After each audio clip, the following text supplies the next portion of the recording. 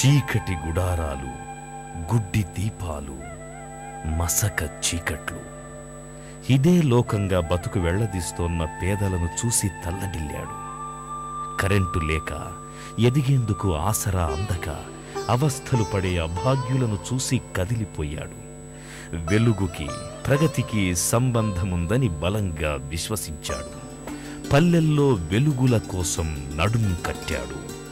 సౌర విద్యుత్తుతో చీకట్లో మగ్గుతోన్న లక్షల కుటుంబాల్లో వెలుగులు నిండాలని, పల్లె ముఖం జిగేల్మని మెరవాలని కలలుగని నిజం చేసేందుకు శ్రమిస్తోన్న అతడే రామన్ మెగాసెసే అవార్డు గ్రహీత హరీష్ హండే.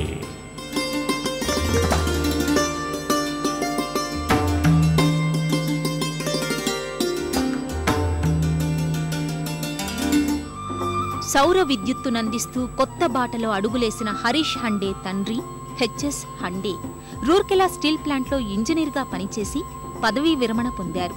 తల్లి సుశీలా హండే. హరీష్ హండే భార్య రూపల్ అమెరికాలో సాఫ్ట్వేర్ ఇంజనీర్. హరీష్ రూపల్లకు 2 సంతానం.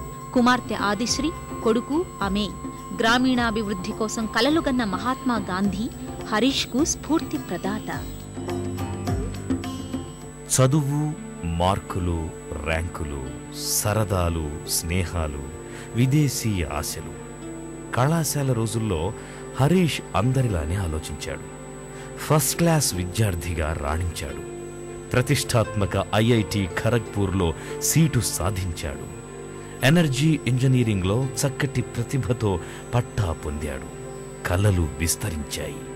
సాంకేతిక విద్యకు పేరెన్నికగన్న మాసాచ్యూసెట్స్ విశ్వవిద్యాలయంలో ఉన్నత విద్యనభ్యసించేందుకు బయలుదేరి వెళ్ళాడు. అదో విజ్ఞాన ప్రపంచం, చదువే లోకంగా. పోస్ట్ గ్రాడ్యుయేషన్ పూర్తి చేసిన హరీష్ పిహెచ్డి అధ్యయనం ఆరంభించాడు. సరిగ్గా ఈ సమయంలోనే అతనొకసారి డొమినిక్ రిపబ్లిక్కు వెళ్లాల్సి వచ్చింది. ఉత్సాహంగా పయనమయ్యాడు. ఇలా వెళ్లడమే అతని జీవితంలో ఓ మేలి మలుపు, కొత్త పూలబాట. అక్కడ సహజ వనరులు పరిమితం, వసతులు అంతంత మాత్రం. అక్కడ మన దేశంలో కంటే కడు నిరుపేదలున్నారు. అయినా చిత్రం ఏమిటంటే ఆ బీదలు సౌరశక్తిని విరివిగా వాడుతున్నారు. ఇంట్లో వెలుగుకి, దైనందిన అవసరాలకు దానినే వినియోగిస్తున్నారు. అది గమనించిన హరీష్లో అంతర్మథనం మొదలయ్యింది. స్వదేశంలో కరెంటు సౌకర్యానికి నోచుకొని సగం జనాభా గుర్తుకొచ్చారు. I had a chance to go to South America. And in South America I saw నేను దక్షిణ అమెరికా వెళ్ళినప్పుడు అక్కడ దారిద్ర్యంలో కొట్టుమిట్టాడుతున్న ప్రజలు సైతం సౌరశక్తి సహాయంతో చీకటిని పారదోలుతున్నారు. నన్నది ఆలోచింపచేసింది. నా దేశంలోని ప్రజలకు నేనెందుకు ఈ సౌరశక్తి దీపాలను గ్రామీణులకు అందజేయకూడదు అనుకున్నాను. దానికి సంబంధించిన సాంకేతిక పరిజ్ఞానాన్ని అధ్యయనం చేశాను. దానిలోని ఆర్థిక, మార్కెటింగ్ అంశాలను పరిశీలించాను. ఆ విధంగా ప్రస్తుతం సెల్కో ఇండియా కర్ణాటక రాష్ట్రంలో గ్రామీణ ప్రాంతాల్లో వెలుగులు నింపుతోంది. చీకటి పడితే వెలుతురికి దూరమయ్యే పల్లె జనం కళ్లల్లో మెదిలారు. సంపాదించింది కాస్త గుడ్డి దీపాల చమురుకు ఖర్చు చేసే విభిన్న వృత్తుల వారు స్ఫురణకొచ్చారు. 100 కోట్లు దాటిన జనాభా ఉన్న భారత్కి ప్రత్యామ్నాయ ఇంధన వనరుల వినియోగం ప్రాణావసరం అని గ్రహించాడు. అంతే. ఆ ఆలోచనలతో ఆగలేదు. తక్షణమే ఓ నిర్ణయం తీసుకున్నాడు. అప్పటికే అధ్యయనం మొదలెడిన హీట్ ట్రాన్స్ఫర్ అంశానికి స్వస్తి పలికాడు. గ్రామీణ సౌరశక్తి విస్తరణ ప్రధానాంశంగా తీసుకున్నాడు.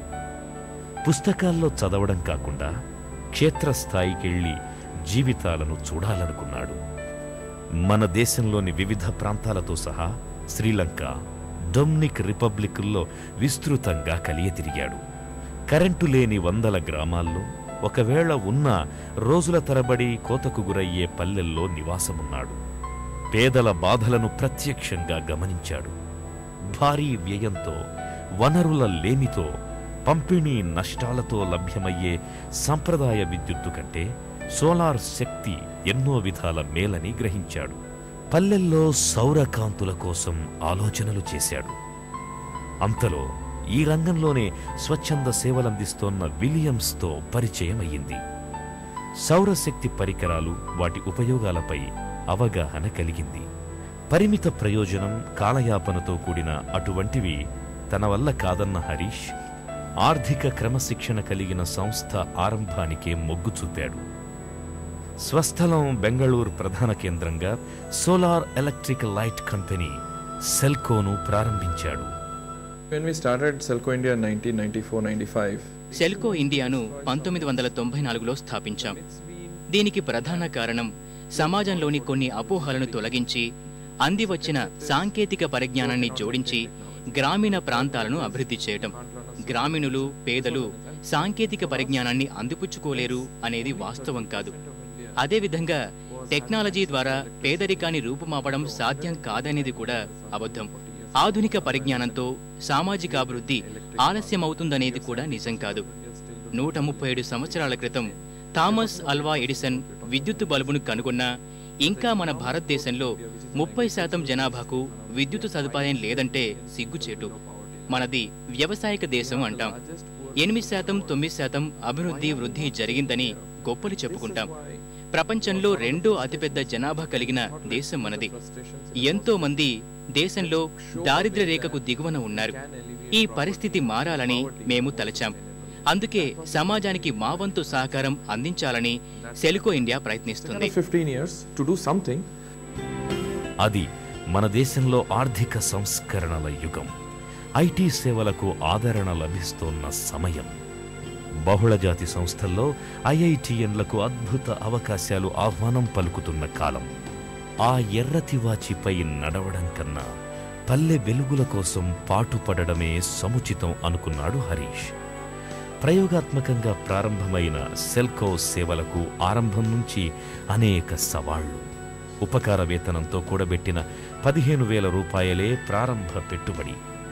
దాంతో ఒక సిస్టమ్ కొనడం, దానిని బిగించాక మరొకటి ఆర్డర్ ఇవ్వడం, ఇలా నెమ్మదిగా అడుగులేశాడు. ఏడాదిన్నర పాటు కర్ణాటకలోని గ్రామానికి వెళ్లి చదువుకున్న వారిని, ఉన్నతాధికారులను, సంపన్నులను కలిసి మాట్లాడాడు. కాలుష్యరహిత ఉపకరణాల గురించి 10 మందికి చెప్పమని కోరాడు. అందరూ పేదలకు అంత విలువైన విద్యుత్తును కొనే స్తోమత లేదన్నారు. వినియోగించడం చేతకాదన్నారు. సామాజిక భావనతో ఆలోచించడం ప్రయాసేనంటూ పరిహసించారు. అయినా తను నిరాశపడలేదు. ఈ సవాళ్లనే తన లక్ష్యాలనుకున్నాడు. 1995లో సెల్కోను సామాజిక వ్యాపార సంస్థగా నమోదు చేశాడు.